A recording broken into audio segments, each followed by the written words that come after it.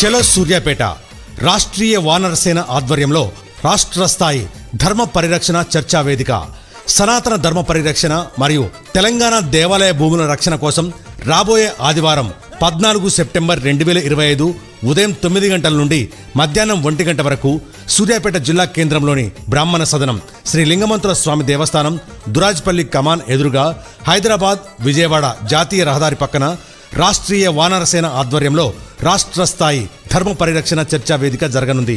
ఈ కార్యక్రమంలో ప్రముఖ స్వామీజీలు, పీఠాధిపతులు, మాతాజీలు, హిందూ సంఘాల ప్రతినిధులు, ధర్మ పరిరక్షకులు పాల్గొని సనాతన ధర్మ పరిరక్షణ, దేవాలయ భూముల రక్షణపై చర్చలు జరిపి తెలంగాణ హిందూ ధార్మిక డిక్లరేషన్ ప్రవేశపెట్టి భవిష్యత్ కార్యాచరణ ప్రణాళికను సిద్ధం చేస్తారు।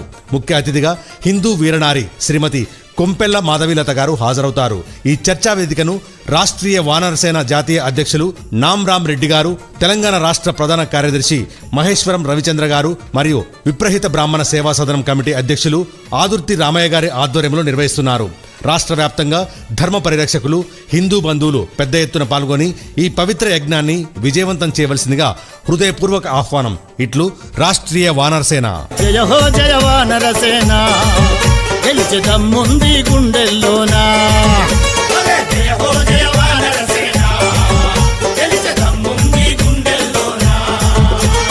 భూ కబ్జాదారైనా ఏదో పిడిదారైనా,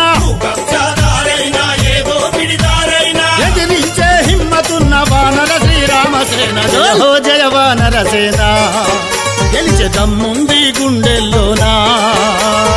జయ